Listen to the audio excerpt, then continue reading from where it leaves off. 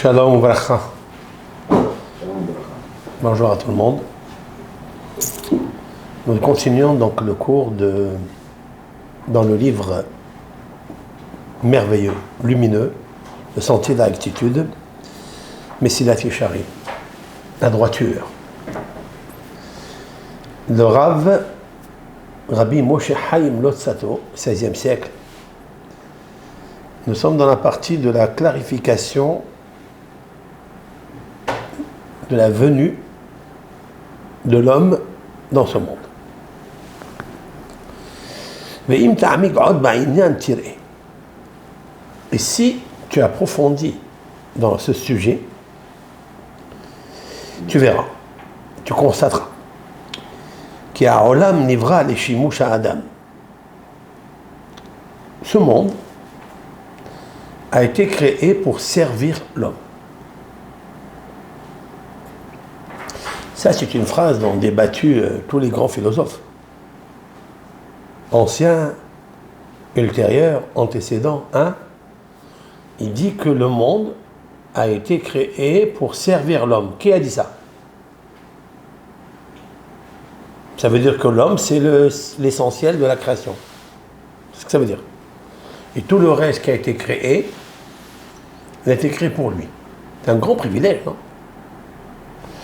Pour expliquer ça, je fais référence ici à un sefer qui s'appelle le Sefer Aikarim. Dans le Ramchal lui-même, Rabbi Moshe Chaim Lotsato, il écrit là-bas que l'essentiel de l'homme, c'est de s'attacher à son créateur, de l'aimer, de le servir. Maintenant, alors pourquoi on a créé tous ces accessoires, là, toutes ces créations, l'océan, les animaux, toutes ces créatures, pourquoi faire? Ils sont venus pour faire quoi? Qu'est-ce que tu vas me dire qu'un crocodile va servir un homme? Pourquoi faire? Pourquoi il a créé le crocodile? Hein? Pourquoi il a créé? Il sert à quoi? Il sert à quoi? Si on dit que l'homme, il est créé pour s'attacher à l'éternel. Il a besoin d'un crocodile pour s'attacher à l'éternel. Tous les reptiles que l'on sait qui existent dans ce monde, ça contredit ce principe. Le Rav, il touche une chose comme ça, il dit Ela leksheraata chokma elyona tzorech bam leshimatse olam shalem. Il dit, en fait, si Dieu, il est parfait, quand il crée quelque chose, il faut que ça soit parfait. Pour l'homme qui, lui, doit devenir parfait. Quel est celui qui est le plus fragile de toutes les créatures? Je vous demande une question. Quelle est la créature la plus fragile, la plus vulnérable sur la Terre, sur l'univers? C'est qui? C'est l'homme. C'est l'homme, c'est Adam. D'un côté, il a l'esprit, il a la connexion, l'intelligence de s'attacher au supérieur, de gouverner par son savoir toutes les créatures. Toutes les créatures n'ont pas son savoir, n'ont pas la parole, n'ont pas l'expression des 5 sonorités, avec des 22 lettres. Elles ont leur langage, bien sûr, mais il faut les comprendre. Tandis que l'homme, quand il parle, tout le monde le comprend. Sauf s'il devient un animal. Sauf si l'animal qui est à l'intérieur de lui affecte son intelligence. Donc en fait, l'homme, d'un côté, il est attiré vers le bas, ce que des fois un animal ne fait pas. Maintenant, d'un autre côté, on dit qu'il est Adam Hashalem. C'est l'homme parfait. C'est pour ça qu'il s'appelle Adam. Pourquoi il s'appelle Adam? D'où vient le mot Adam? Adama. Le mot Adam vient du mot Mina Adama. de la terre, ok? Adama, c'est la terre. C'est ça, c'est tout. Donc ça, c'est le côté le plus bas. Ça, c'est le côté qu'on a relié à la matière. Est-ce que c'est ça la différence qu'il y a entre l'homme et l'animal? L'animal aussi, il est relié à la matière. Il vit sur la terre, sur la Adama. Est-ce qu'un animal peut monter à Mars, la Lune? Il ne peut pas. L'homme, il peut monter. Pourquoi? Parce qu'il a un côté à lui à l'intérieur qui vient du supérieur. Son intelligence, son savoir. Il peut discerner par le Koah Bina Eliona, c'est-à-dire discernement, intelligence supérieure, il peut monter chez les supérieurs. Maintenant, quand j'ai dicté, j'ai cité la Lune, Mars ou autre, mais c'est encore très petit. J'ai diminué l'homme. Parce que l'homme, sans monter dans une fusée, en étant assis maintenant ici, même dans une grotte, même au fin fond des cavités de ce monde, de la Terre, il peut, par sa pensée, monter très très très très haut et plus rapide qu'une fusée. Maintenant, je peux penser, qu'est-ce que le trône divin, le carrosse divin? Maintenant, je suis en train de monter très haut. Je suis là-bas déjà, je suis assis. Vous saisissez ce que je dis? Alors, comment ça s'appelle ça en hébreu? Adam. Pourquoi? On n'est plus sur la terre, Adama. On est sur Adam. Adam, c'est domé. Domé, c'est ressembler. Adamé la Elion, c'est un texte. Je ressemble au supérieur. Magnifique. Je pourrais monter aussi. Même chez les supérieurs, en une fraction de seconde, je peux monter. Donc, le mot Adam, il est chakoul, c'est-à-dire il est en équilibre, il est en balance. Oui? Alors, toutes ces créatures qui ont été créées, c'est pour nous dire quelque chose. Quoi? Le Rav va nous dire. Alors, qui a olam nivra les shimushad? Le monde, ce monde, cet univers est créé pour servir l'homme. On va penser des preuves. Omnam, cependant, Hineu Ahmed Bishikul Gadol. Comment on va traduire ça? L'homme, il est sur le fil du rasoir. Shikul, ça veut dire shokel, dans un équilibre très, très puissant. Ça veut dire, il va expliquer, qui a im Adam nimshach ahar aolam. Car si l'homme, du côté de la terre, d'où il a été extrait, nimshach ahar aolam, il est attiré vers le monde matériel, matière. Et il s'éloigne de son créateur.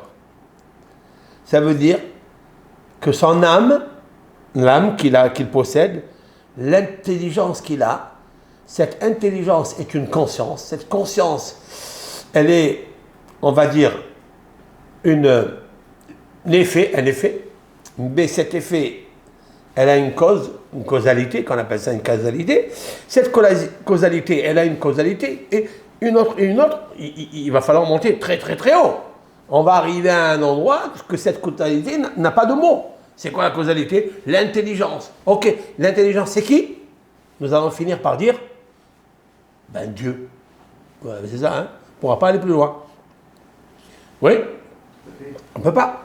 Donc maintenant il dit le Rav, si l'homme, il ne se sert pas de cette intelligence pour se rapprocher de son créateur. Donc il va s'éloigner de son créateur. Parce que son corps, qui est extrait de la terre, qui est aussi Adam, il va se rapprocher des matières, des plaisirs. Il va se délecter de ces plaisirs, comme il expliquait dans la préface. Alors qu'est-ce qui se passe à ce moment-là? L'équilibre, elle fait ça. Shikul Gadol, ça veut dire qu'il va descendre vers le bas. Kalkel, il va s'abîmer, ou Mekalkel à Olam Imo. Et il va abîmer le monde avec lui. C'est vrai ça? Est-ce que l'homme, par son kilkul, par cette dégradation, il a dégradé le monde avec lui, c'est vrai? Ben, automatiquement. Où on l'a vu ça? Où on l'a vu?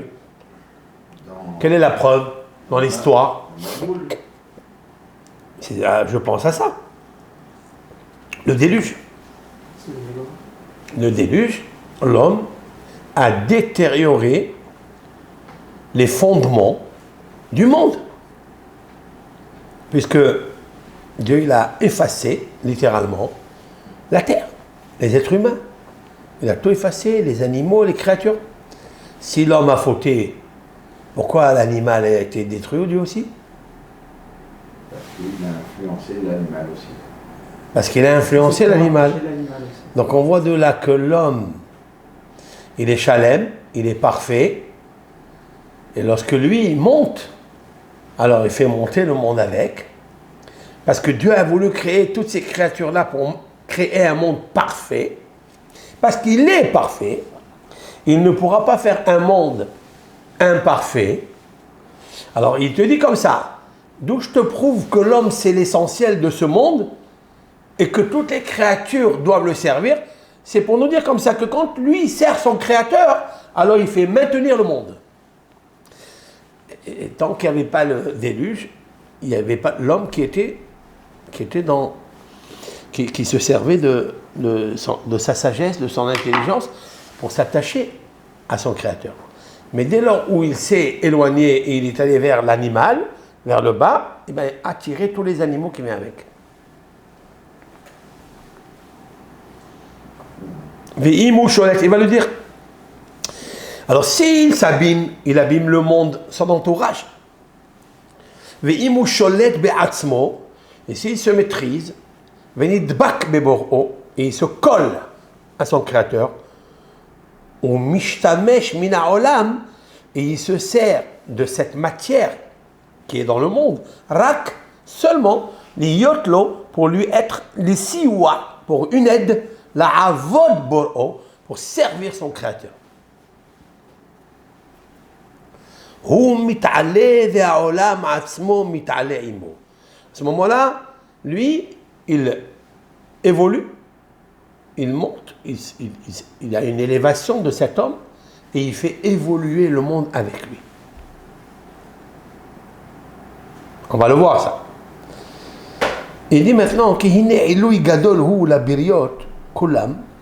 car c'est une élévation grandiose, la biriot pour les créatures, kulam, toutes les créatures, biyotam, lorsqu'ils sont meshammeshe ha'adam ha'shalem, lorsqu'ils sont les serviteurs de l'homme parfait, hamkudash mikdushato ilbar. Cet homme parfait qui est sanctifié par la sanctification de Hachem, qui est séparé de l'homme, qui est séparé de la terre. On dit toujours Hakadosh Baruch Hu. Comment on traduit Hakadosh Baruch Hu? Le Saint béni soit-il. C'est une traduction, on dit toujours. Hakadosh, c'est le Saint. Si tu traduis. Baruch Hu, béni soit-il. il est béni. Ouais. Est-ce que c'est la vraie traduction, ça? C'est comme ça qu'on traduit. On dit Baruch Ata, c'est... La Kedusha, c'est quoi la Kedusha? C'est quoi la sainteté? Ce mot sainteté, c'est quoi? Rachid dit c'est de s'éloigner de toutes les ralayot. En vérité, c'est Havdalah, séparé. Dieu est séparé de toute matérialité, de tout spiritualisé. Il est séparé. Ça, Kadosh. Qu'est-ce qu'un homme saint? Qu'est-ce que c'est un homme saint? Comment on le définit avec sainteté? Pourquoi? Parce que la sainteté est séparée de l'impureté. L'impureté est un effet. Quelle est la cause de l'impureté? Il y a une cause, il y a une source à l'impureté. C'est laquelle? Il y a une source à la mort. C'est quoi? C'est le péché. Mais le péché, qui l'a entraîné? La matière. Il n'y a pas une matière qui n'est pas reliée avec le péché. D'accord? Si un homme il s'attache à la matière, il pêche. Pourquoi? Parce que il a pris toute sa sacralisation, sa consécration, la kedusha, la partie de l'éternel qui est en lui. C'est cette partie qui est très éloignée de lui, très éloignée, qui est séparé. Maintenant, quand on dit que l'éternel est Akadosh, il est séparé, alors il est Baruch. Vous me suivez? Akadosh, le séparé, pas le saint. Le séparé, le mouvdal, celui qui est élevé. Alors, Baruch. Baruch, c'est quoi? Il est une source de bénédiction. Pourquoi un homme qui est séparé de ce monde, vous lui demandez une bénédiction? Pourquoi? Parce que, étant donné qu'il est séparé de ce monde, il ne pêche pas, il ne faute pas. Et donc, il est plus attiré vers son Créateur. Et son Créateur lui-même, il est séparé de ce monde. Et Akadosh Baruch Hu, c'est la source de la bénédiction. Donc lui, il tire la bénédiction de l'élévation, par l'élévation. Donc il bénit tout ce qui est autour de lui. Oui, parce qu'automatiquement, il est attaché à la source. La source. Donc en fait, quand on dit Akadosh, ça veut dire, Akadosh c'est le saint, oui, mais le saint c'est pas le mot. Parce qu'il n'y a pas l'antithèse, saint, impur, pur, non, ça n'existe pas chez Akadosh Baruch Hu. C'est lui qui est séparé. Tu rentres dans la définition du saint. Voilà. C'est ça qu'il faut rentrer. C'est ça, bien sûr. Hachem Yitbarach, il est séparé de tout. Nous, on a pour habitude de dire que on est saint. Hein. Voilà. Quand on dit on est saint, ça veut dire on est séparé. On est séparé. Oui, mais le mot Akadosh, c'est séparé. C'est pas très important ça. Donc il dit, les êtres humains, les créatures, ont une envie folle, sont amoureuses de servir l'homme qui est séparé de ce monde. Parce que quand il est séparé de ce monde, alors il est une consécration bénie de Dieu. Car lui-même est la Kedusha, et la sainteté. Maintenant, où on a trouvé cette histoire-là, que la création a envie de servir l'homme qui est parfait, donc dans sa perfection, sainteté, élévation, séparation de la matière, où on l'a vu, le Rav.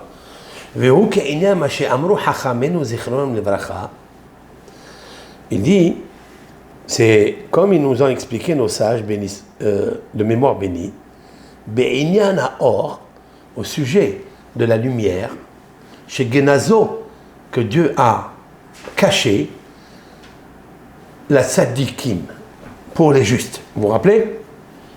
Dans le traité Hagiga, page 12a, c'est marqué comme ça. Vekevan shera'a or chez Genazo, Akadosh Baruch Hu la Tzadikim, lorsque Dieu a vu que la lumière primordiale, pas la lumière du soleil, la lumière du jour, on parle ici d'une lumière séparée de ce monde. La lumière de l'intelligence, la lumière de la sagesse. L'Éternel, il l'a séparée pour ne pas que les justes et les méchants puissent se servir ensemble de cette lumière. Alors l'Éternel, il était content de ça, si on peut dire ainsi. Lorsque Dieu a vu, c'est un mot, c'est des mots, hein. Bien sûr. Lorsque il y a eu cette réalité de séparation, lumière élevée, pas lumière physique, et la métaphysique, lumière invisible. Il a vu l'Éternel qu'il ne l'a pas mélangé dans ce monde, il ne l'a pas déposé dans ce monde où se trouvent les impies et les justes mélangés. Alors, qu'est-ce qu'il a fait l'Éternel? Il était heureux. Chez Néhéma, d'où on le sait ça, le roi Salomon, dans les Proverbes 13, verset 9, Or, tzadikim, ismah. C'est quoi? Or, la lumière tzadikim des justes, ismah. Qui ismah? Ismah, c'est Le tzaddik. Hachem. Ah. Or, le roi Salomon, en 3 mots, il nous a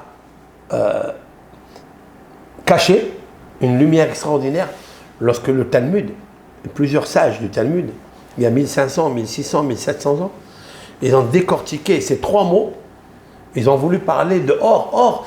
Or, c'est la lumière primordiale. Tzadikim, qu'il a caché pour les justes. Et Ismah, lui-même, il était heureux. Ici, j'ai un petit commentaire. Oui. Et il dit comme ça, Or, Aganouz, Hu Yedi'at Kol Inyan Almahuto Vetochno. Oui, bien sûr. Kilachon Sefer HaZohar, chez vous, Penimiyut Torah. Bravo, bien sûr. C'est la sagesse élevée. C'est ça la sagesse élevée. La sagesse, c'est quoi? C'est de connaître l'intériorité de la sagesse.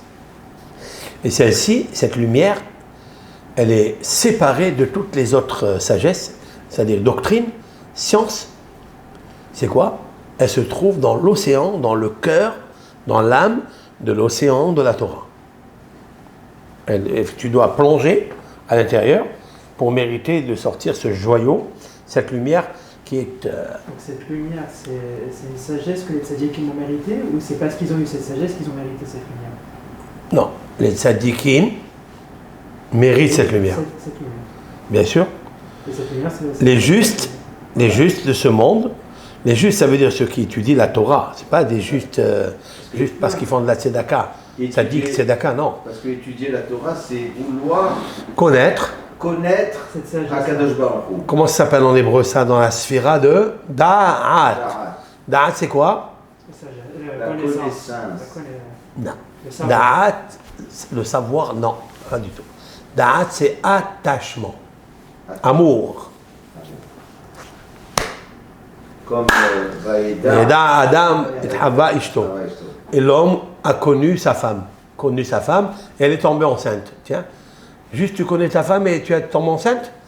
Non, la traduction du mot, la attaché à sa femme. Parce que l'amour, c'est un mot. C'est l'attachement. Waouh! Quel est le lien que tu as? Un couple, le lien, c'est l'amour. Le lien dans la discussion, le lien dans le partage, le lien dans l'intimité, le lien dans comment on appelle ça, les compliments, tout ça, ça s'appelle da'at. Comment on a da'at? Comment on arrive à avoir le da'at? Comment on acquiert le da'at? En agissant, en faisant... Par l'étude. Comment ça s'appelle l'étude? Limoud. Limoud. Non. Et le limoud, c'est quoi? Limoud, c'est juste un mot. Qu'est-ce qu'il y a à l'intérieur de la lecture, d'une étude? Une instruction. Comment s'appelle cette instruction? Ça s'appelle Chokhmah. Sagesse. Où se trouve la sagesse? Ici. Ça ne suffit pas la sagesse. Il faut le discernement. Ça s'appelle Bina. C'est quoi Bina? C'est maman. Bina, c'est maman. Où se trouve la maman? C'est-à-dire la compréhension et le discernement, où se trouve dans le corps humain? Lève. Dans le cœur. On dit la maman, elle a du cœur. Elle a des sentiments.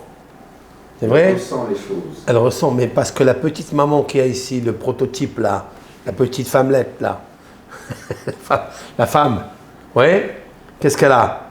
Elle est le représentant de Bina Eliona, c'est-à-dire le discernement supérieur. Comment ça s'appelle ce discernement dans la Kabbalah, dans la mystique juive? Lev Elion, le cœur supérieur.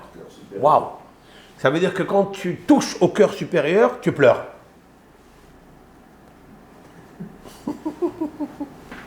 Si quelqu'un, il atteint le cœur supérieur, son cœur inférieur, celui qui est dans le corps humain, il se met à vibrer. Vous écoutez ce que je vous dis ou pas? Combien de pulsions il y a dans une minute dans le cœur? Enfin de vibration, comment on appelle ça? Combien? 68. comme la valeur numérique Haïm, la vie. Mais qu'est-ce qui le décroche? Pour arriver à 68, il faut 67, non? Tu me suis là? Bien sûr. 67. C'est quoi ça? Ah, 67 pour arriver à 68, non? C'est quoi ce 67 qui attire la vie? Qui attire la vie, la vie, la vie? L'amour, la vie. C'est qui? C'est la maman. C'est Bina. C'est le cœur. Bina, c'est valeur numérique, Bet, Yod, Nun, He, 67. Si ton cœur tâtonne, ton cœur ici en bas, mais je ne me suis pas éloigné du sujet, hein? Je suis dedans. Hein? Je suis en train de développer, décortiquer, m'élargir sur le texte parce qu'il est très restreint, il est très très concentré. Il dit, d'où on sait ça? D'où on sait que cette lumière, elle fait réjouir les tzadikim. Lorsque Dieu a vu qu'il a caché la lumière, il l'a séparée de ce monde, donc cette lumière primordiale, cette lumière, elle a beaucoup de noms. Elle s'appelle Da'at. Mais pour arriver à elle, il faut être tzaddik. C'est quoi tzaddik? C'est qu'il ait la sagesse et le cœur. Alors il y a cette jonction, cette biochimie entre les deux. Alors ça crée Da'at, la fille. Ça s'appelle Da'at, c'est la fille. Ouais. Papa, maman, ils ont créé la fille. Voilà. En tous les cas, la suite. Au Be'inel, Avnei Makom, nous trouvons encore une preuve flagrante dans la Torah. Les pierres de l'endroit que Yaakov Avinu, notre patriarche Yaakov, a pris, Bessa Mera'a Shotav, et il a mis sous son oreiller. Il a mis sous son oreiller. Qu'est-ce qu'il a fait? Il a mis sous son oreiller. Mets-le dans ta poche, toi. Bessa Mera'a Shotav. Qu'est-ce qui s'est passé quand il est arrivé Yaakov? Oui, éteins. Il fait très chaud là. Éteins. Qu'est-ce qui s'est passé? Vous vous rappelez l'histoire? Yaakov, il est sorti de comment on appelle ça? D'Eretz Israël. Il est parti à Haran. Il est arrivé dans cet endroit, c'était le mont Moria. Ouais. Aujourd'hui, là où il y a le temple, à Jérusalem. C'est cet endroit. Et là, il a dormi. Et il a rêvé. Et il a pris, avant de dormir, il a pris, mais Avnei Makom, il a pris les pierres. Combien a-t-il pris de pierres? 12. D'après nos sages, il n'y a pas marqué, il n'y a rien marqué. Ok? Il a dit qu'ils ont pris 12 pierres. Ok. Il a pris 12 pierres de l'endroit. Bon, et il a mis, Bessa Mera'a Shotav, il a mis sous son nom, rayé, sous sa tête. Oui? Qu'est-ce qui est marqué là-bas? Dans le traité Houlin, 91b, Amar Rabbi Yitzhak. Rabbi Yitzhak dit, Melamed, nous apprenons de là, Shenit Kabetsu Kula le Makom Ehad, elles se sont réunies les 12 pierres à un seul endroit, où elles se sont réunies? Quel endroit? Sous sa tête. Ve'aita Kolahat Omeret, et chacune disait, Alayaniya Sadi Grosho. Sur moi posera le sadique sa tête. Alors, qu'est-ce qu'ils sont devenus? Une seule pierre. Donc on voit que la nature, elle est au service du... Qu'est-ce qu'on voit? Alors, vous comprenez quelque chose là? Vous comprenez ça? Un cartésien va te dire, qu'est-ce qui s'est passé en fait? Non. Il s'est passé quoi là? Il a ramassé 12 pierres, parce qu'il voulait construire les 12 Shevatim. Ok? Maintenant, plus que ça, quand il a ramassé les 12 pierres, il a ramassé les 12 heures de la journée, les 12 signes zodiacaux, ouais, et il a voulu dormir dans la nuit, où il y a 12 heures de la nuit. Il a voulu en fait éclairer l'exil et les ténèbres des 12 heures de la nuit. Et vous savez très bien qu'est-ce qui travaille dans ce temple-là? Qu'est-ce qui travaille? Ce sont les Kohanim, les Lévi'im qui travaillaient et ils avaient des mishmarot. Oui? C'est quoi les mishmarot? Ce sont les gardes. Combien de gardes il y avait? C'est des groupes qui se relayaient. Combien? Il y avait 24 gardes. 24 gardes! Et pourquoi 24 gardes? 12 heures de la journée, 12 heures de la nuit. Et Yaakov Avinu, en fait, quand il a pris les 12 pierres qui sont dans la journée, il a dormi avec pour la nuit, pour aussi embellir les 12 heures des Kohanim quand ils vont servir Dieu toute la nuit. D'accord? C'est un peu puissant. Maintenant, alors ces pierres, elles ont dit, je voudrais que moi, le tzaddik, il pose sa tête sur moi. C'est devenu une seule pierre. Où on sait qu'ils sont devenus une seule pierre? Parce que c'est marqué la suite que... Ouais. Even Azot. Qui est l'Imatseva. Et cette pierre-là deviendra Mastel. Cette pierre, alors qu'il y en avait 12. Au début, c'était au pluriel. Au début, comment? C'était au pluriel. Au début, c'était Me'avne Amakom. Il en a pris plusieurs. Et après, c'est marqué à Even, une pierre. Vous comprenez? C'est incroyable. C'est beau ça, non? Magnifique. C'est magnifique. Alors, elles sont devenues toutes collées l'une à l'autre, si l'on peut dire ainsi, et ils ont fait un thé d'oreiller. Maintenant, je peux vous demander quelque chose? Est-ce que ça a commencé chez Yaakov Avinu, ça? Ça veut dire qu'on voit dans l'histoire qu'il y a eu 12 pierres, et ces 12 pierres sont devenues une seule, et Yaakov a mis sa tête dessus. Après, c'est devenu une stèle. Il a fait une stèle qu'il a posée là-bas. Elle est encore là-bas. Est-ce que ça a commencé, cette pierre-là, au singulier, ça a commencé de lui, de Yaakov, dans l'histoire, ou ça a commencé bien avant? Pas que les pierres, ça. En vérité. Pour le Akedat Yitzhak. Bravo! Alors, qu'est-ce qui a marqué là-bas dans le sacrifice d'Isaac? Que Abraham. Il a fait un misbéach là-bas. Oui, c'est vrai qu'il a fait un misbéach, mais c'est marqué là-bas hein, que Abraham et son fils sont allés ensemble. Vayilchu shenehem yahdav. Et le père et le fils sont allés ensemble. Qu'est-ce que ça veut dire sont allés ensemble? Shenehem, les deux, yahdav, ensemble. Mais si c'est les deux, c'est sûr yahdav, ensemble. Non. Ça veut dire qu'ils sont devenus un seul corps. Ah. Oui. D'ailleurs, c'est ce qu'il dit le Baal Tanya, l'auteur du Tanya, le Rav Sheneor il l'a dit, oui, Abenu Zalman. Il dit quelque chose d'extraordinaire. Shenehem Yahdav, Gemataria, Belev Shalem. Ça veut dire ensemble, ça veut dire avec un cœur parfait. C'est beau ça. Abraham et Isaac sont allés ensemble, parce que vous pouvez avoir deux personnes qui marchent ensemble, mais ils ne sont pas ensemble. Chacun, il marche pour un but. Chacun, il marche pour une cause.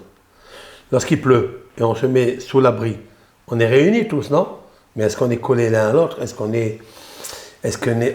est connectés l'un avec l'autre? Est-ce que moi, ça me regarde ce que lui, il a besoin? Est-ce que je fais attention, je suis vigilant à ce qu'il a besoin? Non. On est ensemble, mais on n'est pas ensemble. Mais Abraham et Isaac, ils sont partis pour le même but. Belev Shalem. Donc c'est devenu un seul corps. Oui? C'est vrai ou pas? C'est devenu un seul corps. Enfin, dans l'esprit. Oui, voilà. Mais bien sûr, dans l'esprit. Et quoi? Mais c'est devenu un seul corps. Un seul gouffre. Ils étaient en accord. Ils étaient en accord. Maintenant, écoute-moi bien. Pourquoi ça s'appelle Even? Even, c'est quoi Even? Even. C'est une pierre. Pourquoi ça s'appelle Even? Ça vient du mot Bina. Ça vient bien sûr, ça vient du mot Bina, bien sûr. Aven. Tu sais qu'est-ce qui colle deux personnes? Qu'est-ce qui colle le mari avec la femme? C'est Even. Quoi? C'est quoi Even? Hein? C'est quoi Even? Ça veut dire la Bina. L'attachement. C'est la Bina. C'est la construction. Bina, c'est construction. Pour se construire, il faut Even. Mais Even, c'est l'acrostiche de Av-Ben, Av-Ben, Av-Ben, Av-Ben. Le père, le fils. Le père, le fils. Oui? Vous comprenez ce que je veux dire? Oui. Maintenant, cet amour qu'il y a à l'intérieur de moi, entre Abraham et Isaac, qui sont devenus Even, nos sages disent quelque chose qu'on ne comprend pas, et je vais le relier là. Qu'est-ce qu'ils ont dit, nos sages? Il y a une pierre du mont Moria qui s'est décrochée, et elle est allée au mont Sinaï. Intéressant. Rashi a dit Even Ahat Haïta Behar Sinai Shenizreka Mehara Moria. Où il dit ça? Rashi dans la Gemara, c'est marqué ça. Et Halim, tu as compris ça? Il y a une pierre qui s'est jetée, qui s'est décrochée du mont Moria, de la montagne de Moria, oui, pour aller jusqu'à Arsinaï. Qu'est-ce que ça veut dire? C'est quoi? C'est un télétransport? C'est magique tout ça. Vous comprenez ça? C'est cartésien? Mais la réponse est la suivante. Dites-moi, à quel moment le peuple d'Israël, ils étaient liés comme un seul corps avec un seul cœur? Quel moment? En recevant la parole. Arsinaï. Arsinaï, Kegouf et Had, comme un seul cœur avec... D'où ils ont eu ça? D'où ils ont eu que les 600 000, ils étaient comme un seul corps avec un seul cœur pour aimer Dieu. Ils étaient attachés une à l'autre. De Abraham et Yitzhak. C'est la pierre de papa et du fils. La pierre ici, c'est pas Even, la pierre, matière. C'est la pierre qui est le Even papa et Av Ben. Even, Av Ben. Vous comprenez? Abraham et Yitzhak, ils étaient tellement Belev Shalem, ils étaient tellement des hommes parfaits qu'ils ont pris leur perfection d'amour et l'ont transporté jusqu'au mont Sinaï. Et ça a aidé le peuple d'Israël à être Belev Echad. Voilà les pierres dont on parle ici. Lorsque Kol Ahat Omeret Alaya Tiani Atzadik Rocho, sur moi posera, ça veut dire qu'en fait, l'ange des pierres a tellement été en extase de Yaakov, il était tellement en extase de Yaakov qu'il a réuni les pierres. Il semblait à Yaakov que c'était une seule pierre. Qu'est-ce qu'elle disait chacune? Alay, Vehaïta Kolahat Omeret. C'est quoi Kolahat? Chacune d'entre elles. Waouh! Chacune Ahat. Vehaïta Kol Ahat Omeret. Je veux devenir Ahat. Je veux devenir une avec vous. Ça veut dire je ne veux pas rester séparé, chaque pierre à part. Non, je veux devenir Ahat, une seule avec vous. Allah yaniyah Sadik Rocho. Sur moi posera le Sadik Rocho. Et là, donc qu'est-ce qu'on voit de là? On voit de là que quand c'est un Sadik, il est parfait et il a, c'est quoi parfait? Il a un cœur parfait. Il a de l'amour. Alors tout celui qui est autour de lui, il a de l'amour. De là, on peut dégager un grand yesod, très grand fondement dans la vie. Si vous voyez un Beth Midrash, si vous voyez une salle d'études où il y a tout le monde qui étudie et qui s'aime et qui ne se dispute pas, et que l'un ne donne pas le dos à l'autre, et l'un n'est pas en train de taquiner l'autre, c'est qu'il y a là-bas une certaine osmose, il y a là-bas l'amour. C'est que l'étude du cœur, celui du bas, il a le discernement et il construit parce qu'il a touché le cœur d'en haut, le lève Elion. Lorsque le lève Elion est touché, le lève Tahton, le cœur d'en bas, il est touché, il est ramolli, il devient ramolli. Et c'est les pierres, ils avaient un cœur de pierre. Vous voyez? Qu'est-ce qu'ils sont devenus? Un cœur d'homme, lève Bassar. Ils ont dit, elles en parlent. Vous avez vu, vous voyez des pierres qui parlent? Et ça, c'est marqué que chacune, elle disait. Elle disait? Où tu as vu que les pierres, ils parlent? Eh bien oui, lorsqu'ils arrivent devant le tzaddik, toute la matière, tout le monde entier veut lui parler, veut le servir. C'est ça. Que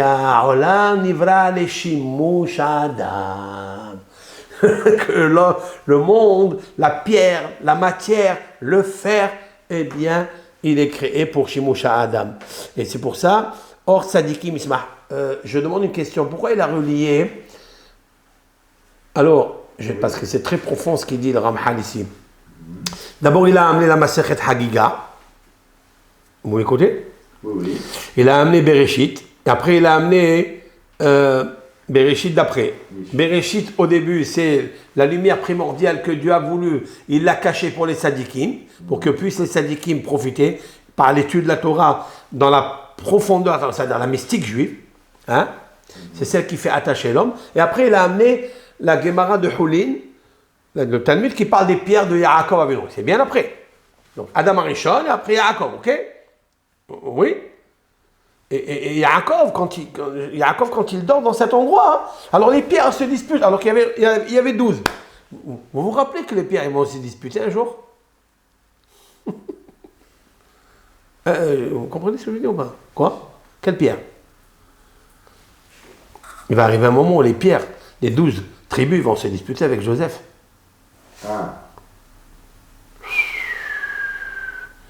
En fait, Yaakov, il a vu ça. Il a vu que chacune, en fait, elle voulait faire plaisir à son père. Elle voulait que le tzaddik il pose la tête dessus, le roche. Le père et le fils, ils soient la même chose.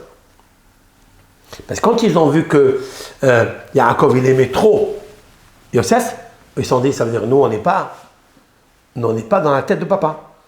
Donc, ce ne sont pas les pierres qu'on a servies quand Yaakov a venu, il a dormi. Donc, nous ne sommes pas Adam Shalem. Qu'est-ce qu'on fait dans la création? La question, elle est, qu'est-ce qu'on fait dans la création? On n'est pas venu venir servir le sadique? Bon, tu comprends pas? Donc, ils se sont dit, c'est pas nous C'est pas nous. qui avons la faute, c'est lui. C'est lui. Joseph. C'est lui. Et donc, là-bas, vraiment, ils se sont disputés. C'est pour ça que c'est marqué Kabetsu Kulam. Parce que le kibbutz Galouyot, kibbutz, c'est la réunion des Galouyot. Mais ça, j'ai fait rentrer un petit peu ce qu'il dit par ailleurs, parce que c'est un peu profond ce qu'il est en train de dire. Parce qu'il ne faut pas rester que les pierres, elles se sont disputées, elle a parlé, elle a dit. Il ne faut pas le laisser dans l'état ou matière, quoi. Continuons. Veine. Ala ikar hazeh. Ils disent pour ce principe-là, ce fondement-là, ce sod-là qu'on vient de dévoiler, nos sages nous ont déjà fait une remarque, ont déclaré cela dans le Midrash Kohelet. Sur le livre d'Ecclésiaste, il y a là-bas un Midrash, c'est un recueil de sages qui discutent sur cela. C'est le Shonam. Je cite. Re'e et kol ma'aseh Elohim. Regardez ça, ce que le roi Salomon dans l'Ecclésiaste dit. Regarde. Et kol ma'aseh Elohim. Toutes les actions de Dieu, les œuvres de l'Éternel Elohim, créateur du monde. Qui est-ce qui peut, en parenthèse, vous l'avez? Vous l'avez pas? Ça veut dire l'Éternel, quelqu'un qui a détruit le monde. Oui? Le roi Salomon il dit, comment nous pouvons corriger cette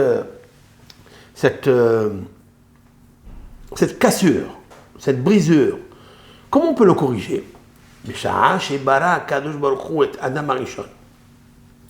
Lorsque l'Éternel a créé Adam Arishon, à la seconde même, Netalo, il l'a pris,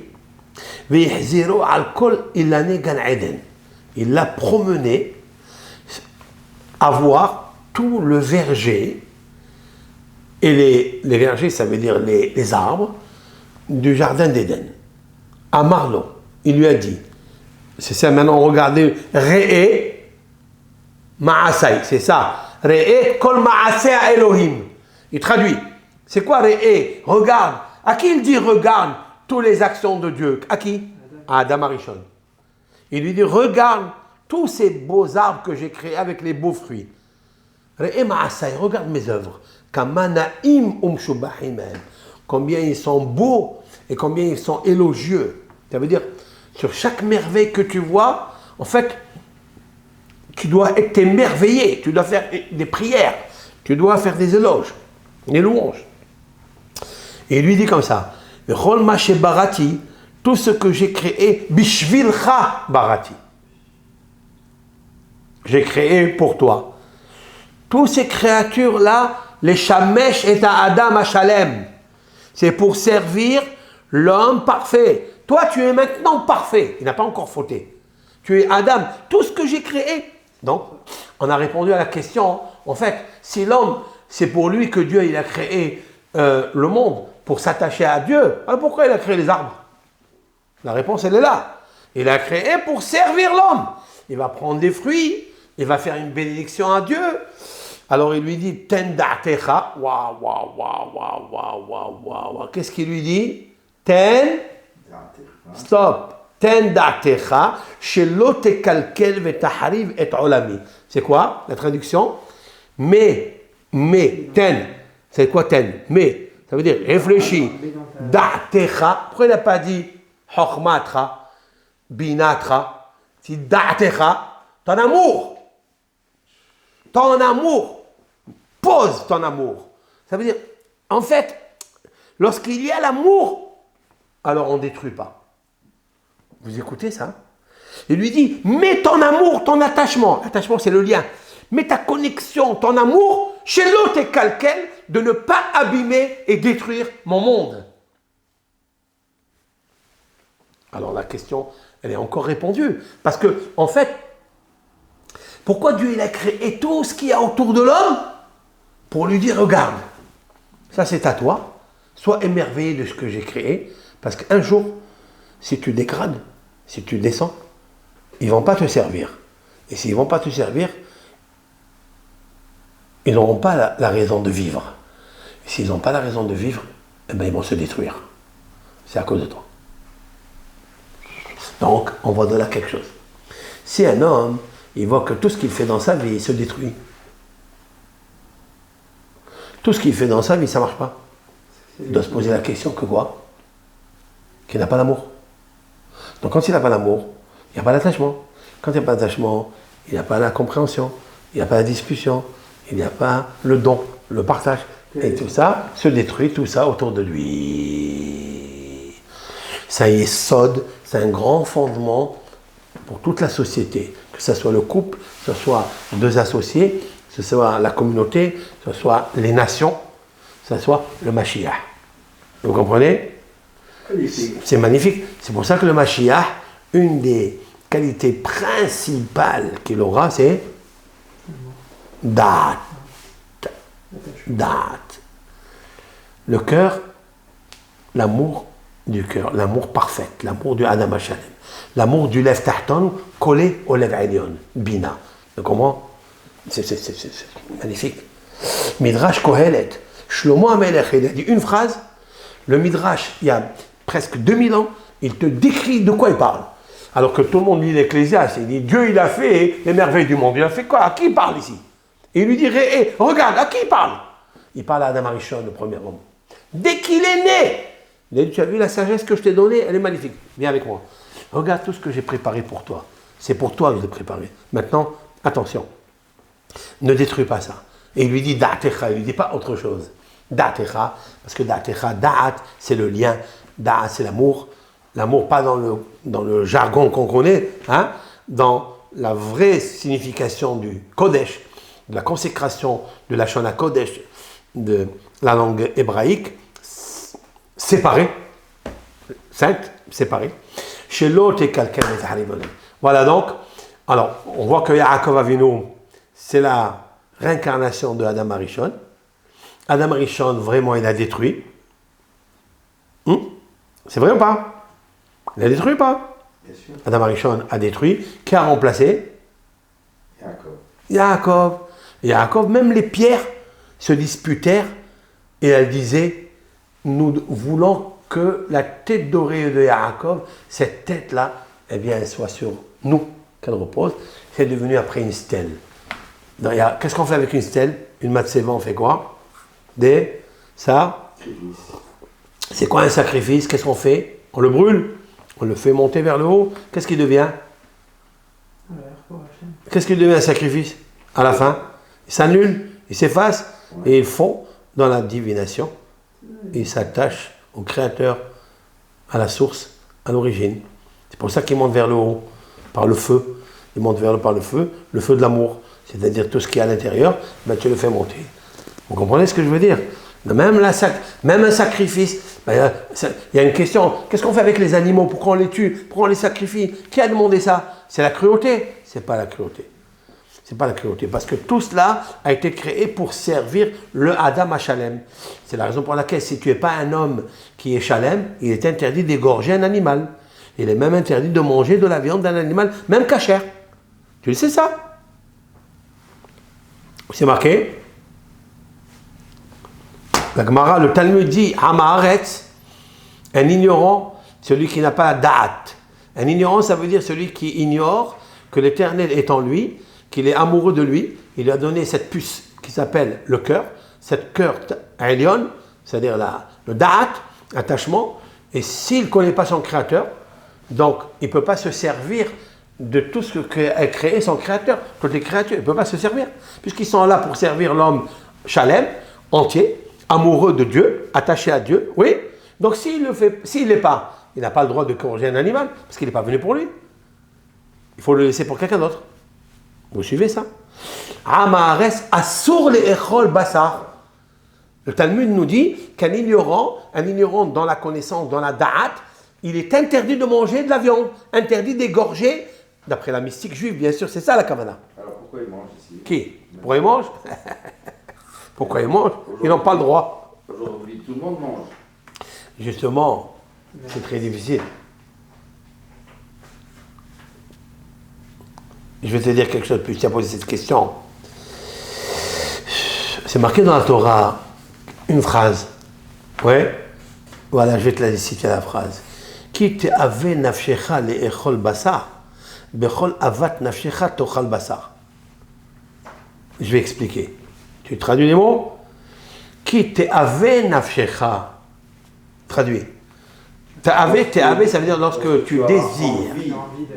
Quand ton âme désire manger de la viande, bechol avat nafshecha tochal basar. Qu'est-ce que c'est ça?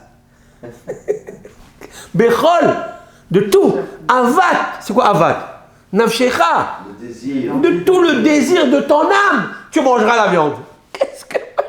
C'est quoi ce pléonasme là? Tu as dit, lorsque ton âme désire manger la viande, alors, de tout ton cœur, toute ton âme, tu mangeras la viande. C'est ça la réponse. De savoir que de toute son âme, c'est la... Est-ce que c'est de toute ton âme? Est-ce que tu as une âme? Est-ce que dans ton cœur, il y a le désir du Lev Elion? Tu as un cœur supérieur ou bien tu es un glouton devant les tâches? Est-ce que tu es juste un crocodile qui a envie de manger de la chair? La Torah te permet de manger, mais elle te dit nafshecha. Elle te dit ton âme. Regarde si tu as avat nafshecha. Tu as avat nafshecha. Tu as compris ou pas? Waouh! Donc il faut que tu sois un âme qui a un nafshecha. Nafshecha, c'est l'âme. Si tu as une âme végétative comme un animal, interdit de manger la viande.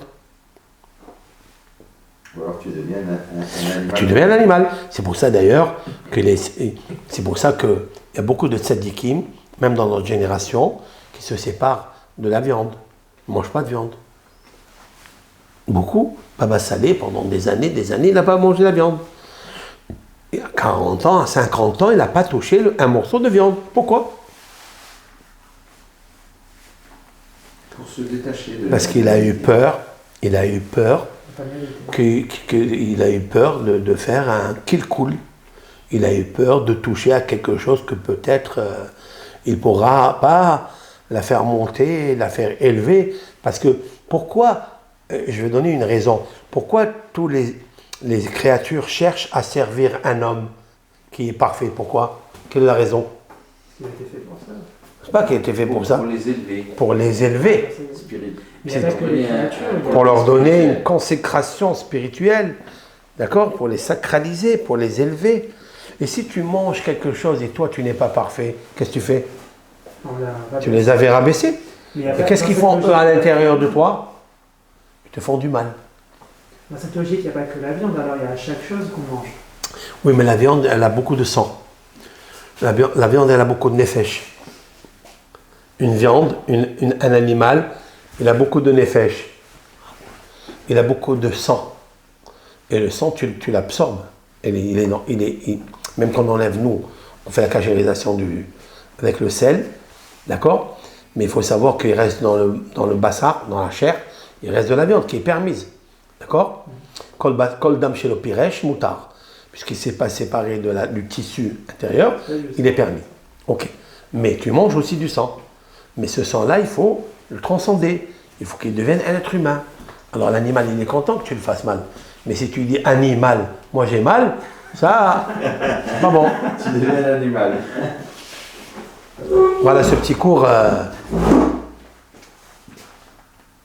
avec l'aide de Hachem. Kolto bracha v'atzlacha.